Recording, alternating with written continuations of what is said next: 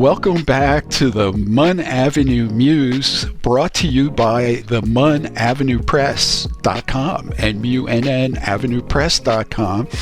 We help authors from around the world realize the dream of publishing their book, and I'm so delighted today to have one of my favorite and most recent authors, Ashwin Gulati, share his journey that led up to the publishing of his book, and also what that experience was like. And even though Ashwin has an extensive business background, having worked with 100 companies and startups, 30 years in the trenches, he shares the side of that experience that you don't hear or see a lot, as well as, I think, what might have even a broader appeal to our audience is dealing with the work-life balance that can apply to our experiences in whatever work we do. So Ashwin, welcome so much to the podcast. Thank you for being here. Thank you, Charlie. It's great to be here. Thank you. And I gave an abbreviated introduction, but maybe you could talk a little bit more about coming from India, your journey, and how you landed up on this podcast today. Yeah, no, sure, absolutely. And I think it is important to share a little bit of my personal background, because it's kind of weaves into the book I wrote. So originally I'm from India. I moved to the US when I was pretty much in high school, or actually just before. And it was a tough transition into US. It was not my favorite place to be the first year. I remember telling my dad I wanted to go back to India the first year. But then, I really had to start working at the age of, 14, and I ended up going to a pretty good college, Claremont McKenna College. They were known for, quote unquote, leaders in the making, but really tennis got me there. I was I still am a very competitive tennis player. And in college I studied actually finance. I thought to follow the American dream, you got to make money. And I even worked for Merrill Lynch in LA and London before I graduated from college. But right after college, I just gave it all up and moved to Europe. And actually I got into software, but software not from a technical standpoint, but more from a business development. And I learned EIS at an early age, which is Executive Information Systems. And so really in my early 20s, I was, sitting with C-level executives and learning their businesses. Then I moved to Spain, learned Spanish, worked for Dun & Bradstreet. And all these times, by the way, I was doing these side businesses, even while I was trying to, make a living. And then I moved back to the US in the late 90s. Married a woman from Spain, and we moved back, and since then I've been involved in startups, my own startups, from the ground up, and I've been an EIR, which is executive or entrepreneur in residence, for incubators and accelerators, and so I've been living in the trenches for 30 some years, and always kind of wondering what are we doing here, right? How do we make it happen? And so, in a nutshell, I've worked in several industries. I've done businesses in tech, non-tech. So I feel like I have a pretty broad perspective on certain things, and I wanted to share that in my book. Yeah, and I think also in your book, what hooked me was in the first chapter you describe literally standing on a wall, contemplating jumping. Right.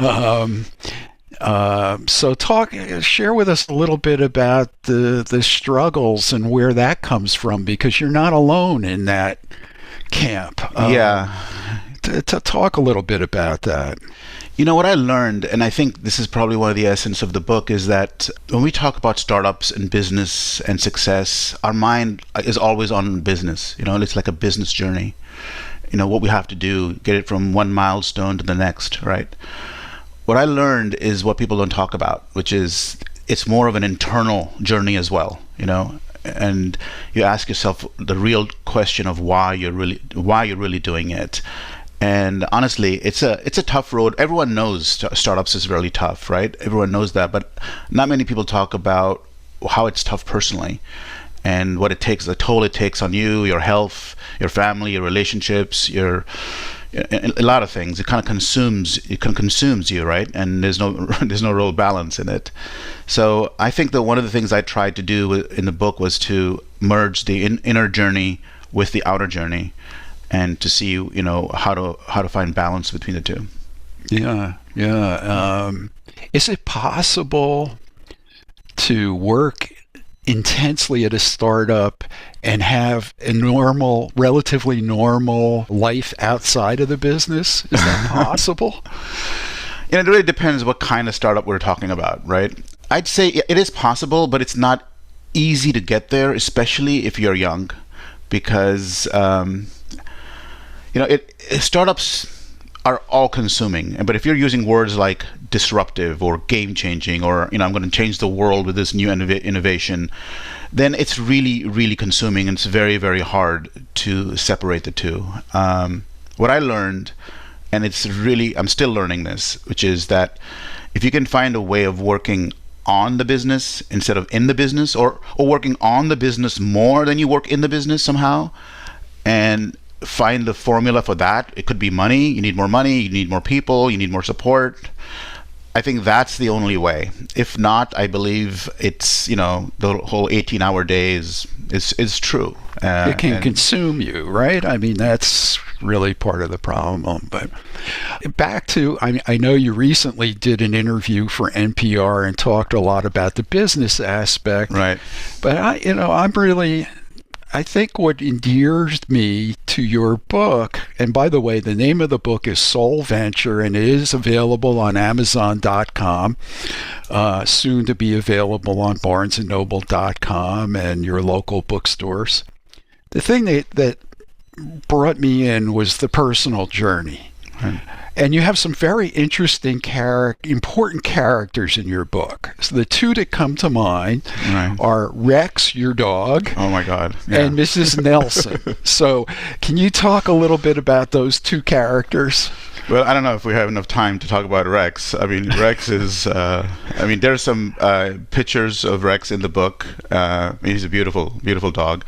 He's a German Shepherd. I don't know, there's something about Rex that, I almost call the book, everything I learned about life is my dog Rex, There's something about this dog that he doesn't really feel like a dog to me, he feels like a wise old man, and just, he's just a very gentle dog, and, he gets along with animals and cats and, chickens and kids, and he's just amazing. And so I think that he was a source of calmness for me a lot, and I'll let the readers, read the book about how he helped. But he was just amazing. He was always with me, and when I was struggling, just being with him kind of, really calmed me down. And for Mrs. Nelson, I have to say that's probably a very important person in my life. So she, I would say, pretty much saved my life. I came to this country, and as I told you earlier, I was a man on a mission. I was like, I'm going to survive no matter what, and I was working 3 or 4 jobs. I was her paper boy, and then I became her gardener. And our journey, I in the end ended up,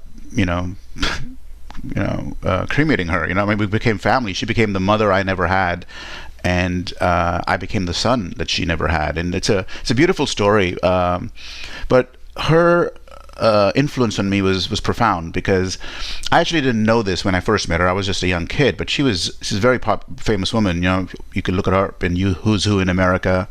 She was President Nixon and or Kennedy and Lyndon Johnson's advisor on consumer affairs, board of American Express, Pac Bell. But I was just her gardener and, her paper boy, and she'd leave a list of things for me to do. And in that list, she would clip all these articles, on Business Week, Forbes, New York Times, things that I would never have access to. And for no reason, she would just clip them on business. And then when we have lunch, we talk about it, And so that's how our relationship started. towards the end, she was advisors in my company. She was almost every big decision I ran by her. She was really was like family for me. So in many ways, her job was to slow me down. I think now that I look back, if I had not met Mrs. Nelson, I think I would have crashed and burned in my 20s, like completely. So so she was a very important person. Really kind of a mentor and a guiding light. Yes. 100%. Yeah, and it's so interesting that when you hear people's stories, they're usually, if they're successful in life, there's usually a Mrs. Nelson there. Right. Somewhere, because we can't do it on our own. We'll talk a little bit more about publishing Ashwin's book, but it's a collaboration.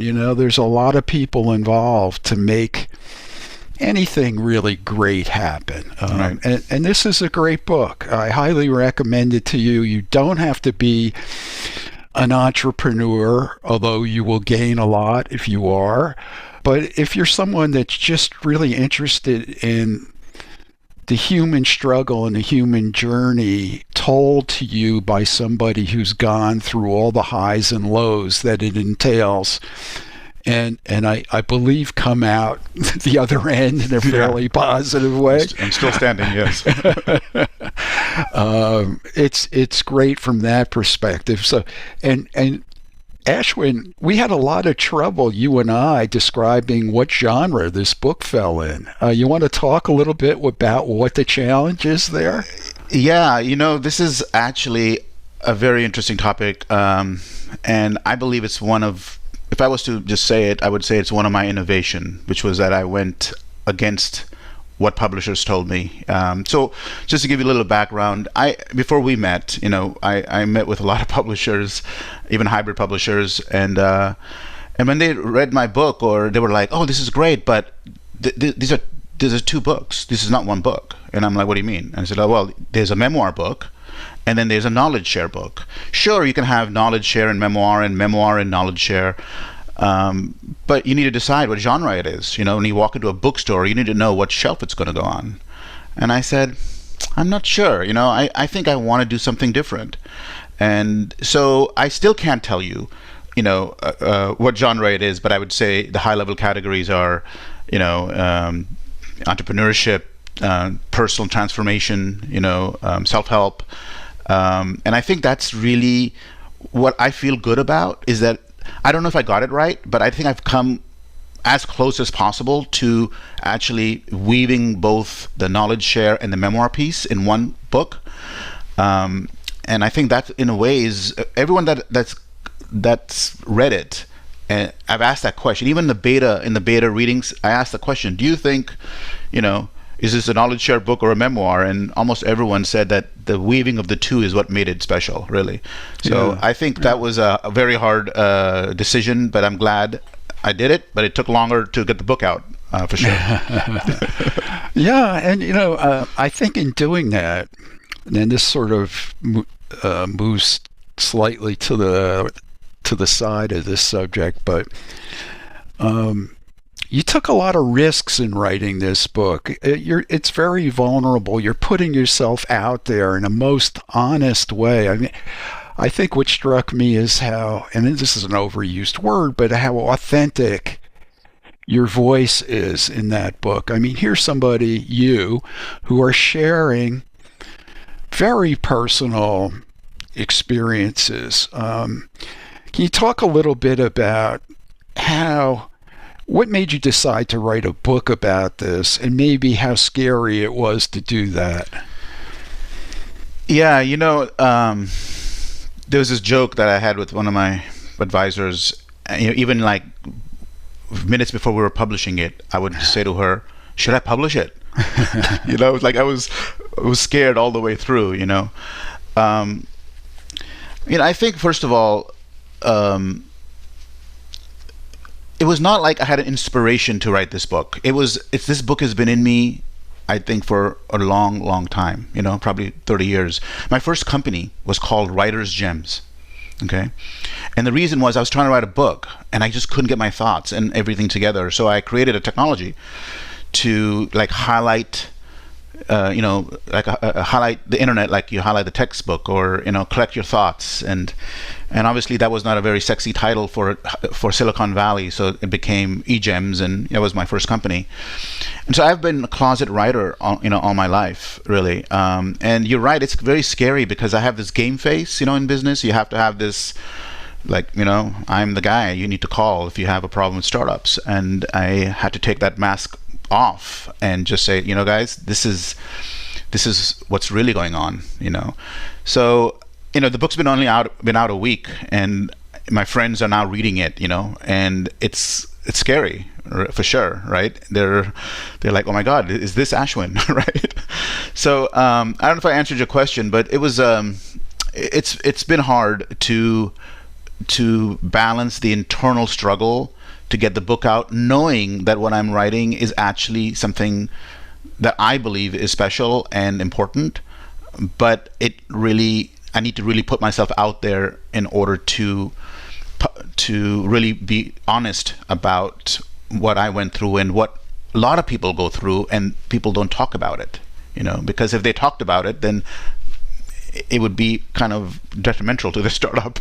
Yeah. Well, I think that's where great things happen in writing, is when you're willing to put yourself out there.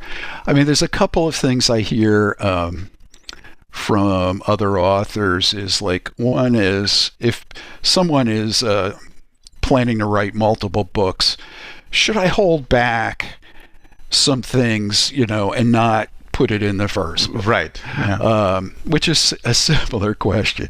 And no, you really, if you think about like very successful performers, take somebody like Bruce Springsteen, he's putting it all out there in every performance, and he's great, and people respond to it. And I think with a book, it's the same way. You've got to put yourself all out there. The next book, the next whatever, it doesn't matter. And people can tell. And it resonates if they feel like, yeah, you're really putting it out there. Yeah, you're really taking a risk here. I'm gonna go with you on this journey. Yeah. I think it was the right decision, I think. But let's see what the world says. I mean, the recent reviews have been really positive about just that, Yeah, and you were a bestseller in your first week out, so congratulations on Thank that. You. Yes, I think that's terrific, in multiple categories on Amazon. Tell us about your writing and publishing journey. Right. That was another story that hasn't been told yet. I know how much.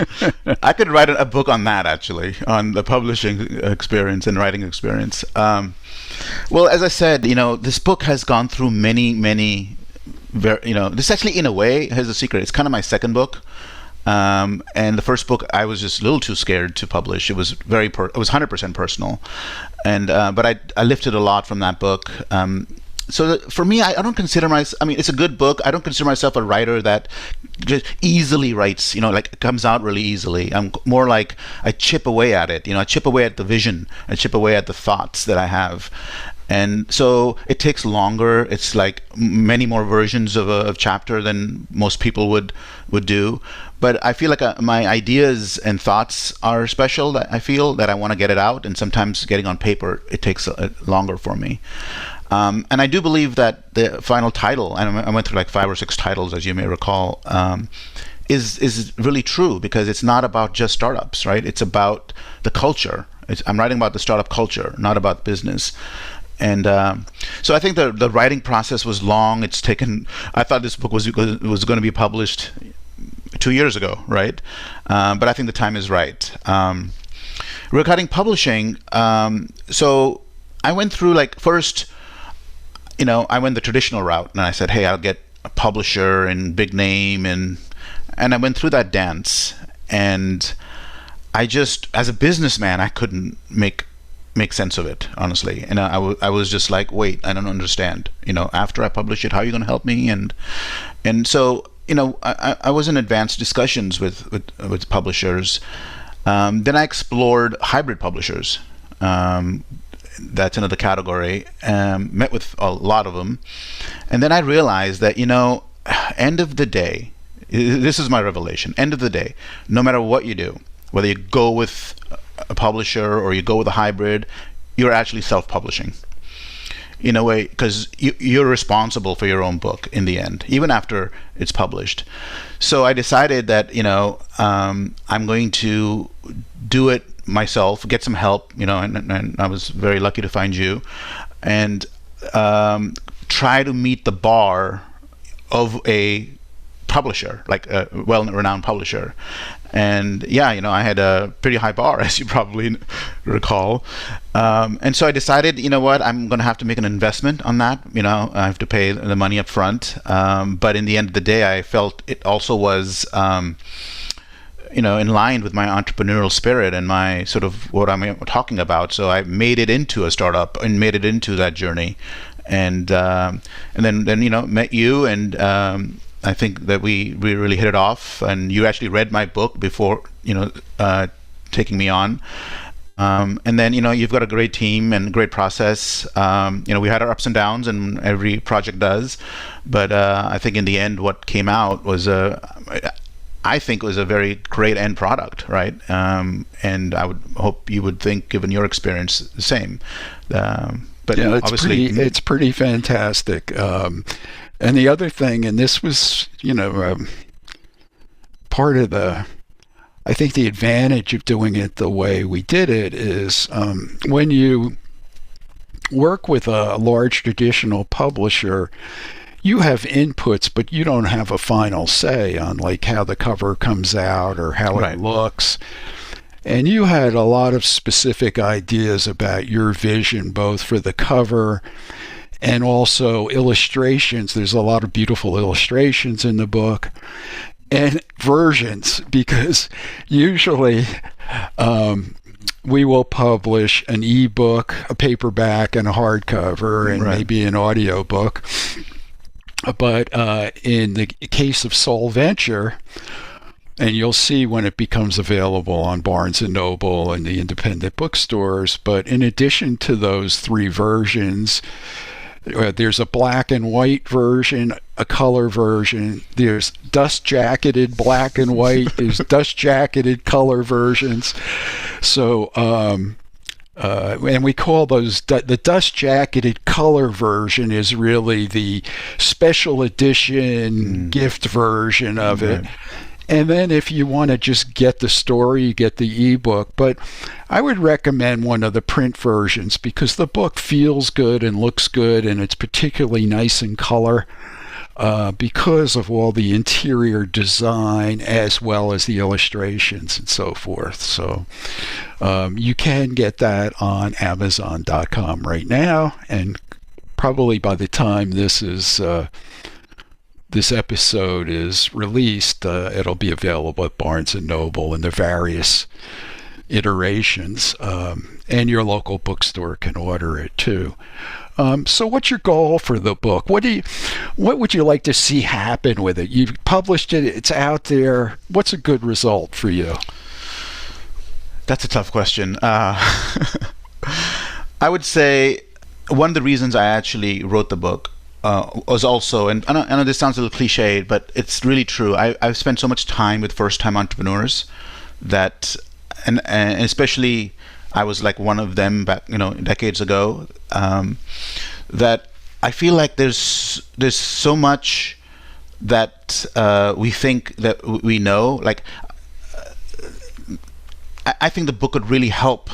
Not just first-time entrepreneurs, but also people that are interested in knowing what that culture is like. If people have like, oh my God, I spent all my life and I could have done a startup, or I spent 30 years of my life in the office, and maybe in my book it'll reveal that was a good thing. I think my goal would be, I think I owe it to myself to do what I can, at least in the beginning, to get it in the hands of as many people that I think it will help. And then kind of see what happens, right? It's one of those things where I have no experience in this. I have never, this is my first book. I have nothing to rely on from past experience. Every author I've talked to has scared me and said, it's anticlimactic. It's just, kind of true. It's, you never make any money and all those things, right? And so I think my goal is right now is to just kind of slow down and just do these things like I'm doing with you. Do podcasts. I've written some articles that are being published in some magazines, even in India actually.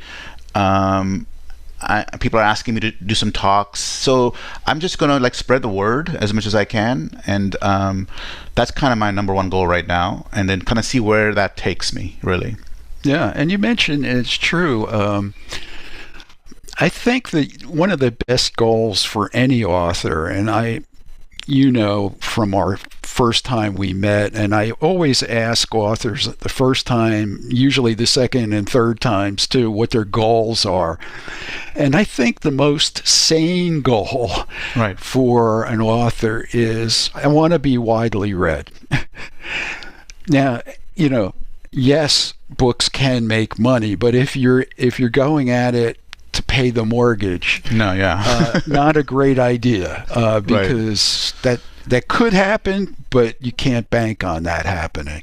But if you have a message, you've written something that's meaningful to you, and a lot of people read it, like it, and maybe even benefit or change their lives because of it, that's great. And as you know, even from your entrepreneurial ventures, if you start a company with the idea, the sole goal of making money, generally it doesn't work out. But if you have a passion for, in my case, I have a passion for books and publishing books, and if I make money, well, sure, that's important, but that's not why I'm in it in the first place. So, and it's the same as a book. And it kind of made a lateral reference to this. Writing and publishing a book is similar to a startup. It really is. And it's a venture. You're investing in it personally, maybe financially. You're spending a lot of time at it. You're sweating the details. There are ups and downs, as you said. And if you think you're going to make a lot of money in a startup, it's same answer as if you think you're going to make a lot of money, in publishing a book. 97% of startups are going to fail, right? Or putter out. So there's a similarity there. So, Ashwin, you said maybe it's a little anticlimactic, but in a way, I don't know if it is. I know when I've published my books, the month after I've published my books, have been super busy. Because you're doing everything you can to be everywhere you can and get the message out. And I think the other thing from a marketing perspective is that if you see books that are traditionally published, you might see the author appear on various TV shows and podcasts, and then they go silent. I mean, it's just like the first month, everything happens, then the publisher and the author sort of go on to other things. But I think to be successful in the long term with a book or a series of books, you kind of have to keep at it. You have to keep promoting it. We've had some success with various Amazon advertising vehicles to try and keep books active and relevant and current. The other thing that happens is if you don't do it, and I'm always thinking about Amazon and decoding Amazon. Amazon, when you publish a new book on Amazon, they'll give you a honeymoon period of 2, 3, 4 weeks where they'll show your book a fair amount in the searches. But if you're not actively promoting the book or reviews are not coming in, you drift into what I call the Amazon graveyard, where nothing happens. You don't want to be there. So, I mean, I think there's a lot to do, 100%, right? There's a lot going on. And I didn't mean to say, and what I mean is there's this big shiny object that you've had in your life for such a long time, and now, it's done, and you need to now take it to the next level, right? So you're right. You have to keep at it, and I plan to do that and see where it takes me. Yeah, yeah, and the big shiny object is probably holding the book in your hand for the first time and saying, Right. it's a real book. It's here. Yes.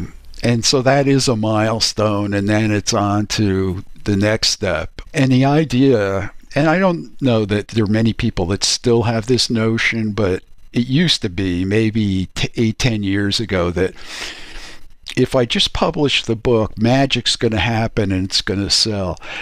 And writing and publishing the book, as hard as it is maybe half the job. The other, or maybe less. Maybe less. The other half is, if you want to be read, getting out there, being visible, maybe doing live events. I'm in a group with a bunch of local authors, and several of them are out there almost weekly at various festivals and book events and in-store events,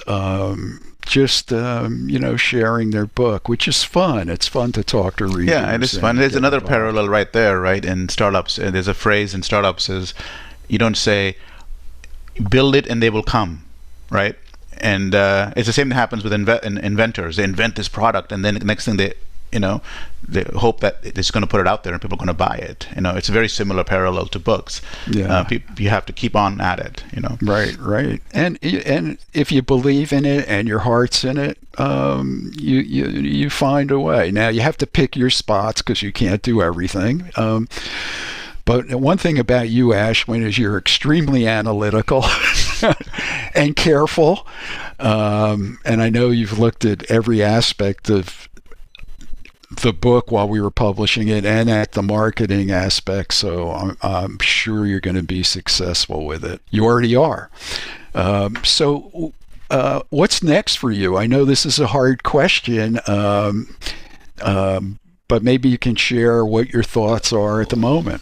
Well, it is a hard question. But, from a writing perspective, I'm just pausing for a little bit, to get this book out. I have a lot of ideas of writing some other things that I've been thinking about. So next, I think short term is, getting the book out, as I mentioned. But professionally, I think, as you know, what I do for a living is I'm kind of like a guy that comes into startups or businesses really as an interim executive, helping companies take off, or land.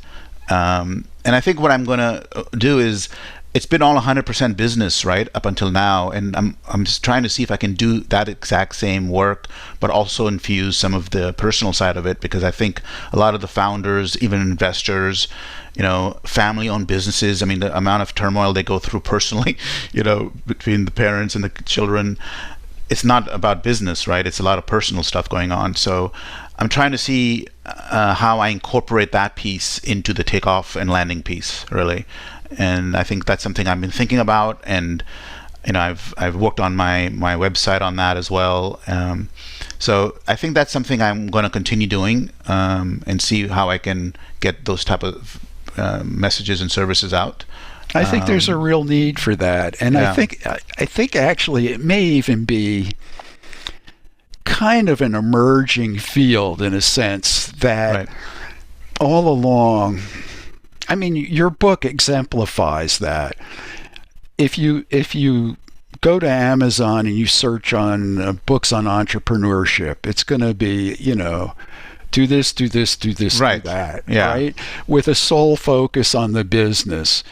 But I think your book and your approach is more holistic and healthier, both for the organization mm-hmm. and for the individuals that have to lead that organization. So kudos to you, and I think it'll work out great. I hope so. Thank you. I hope so. Yeah. So I would recommend to anyone listening to pick up a copy of Soul Venture by Ashwin Gulati on Amazon, ready now.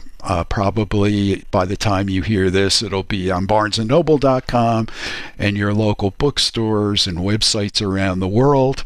Thank you so much, Ashwin, for sharing your story. I hope people get a chance to ride along on that journey by reading your book. And if anyone listening out there has an idea or a journey to share or a passion and have written a book or would like some advice on how to get that done, want to get it published, please go to Munn, M-U-N-N, avenuepress.com. There's a contact us page, and you can set up a consultation with me or one of my great team.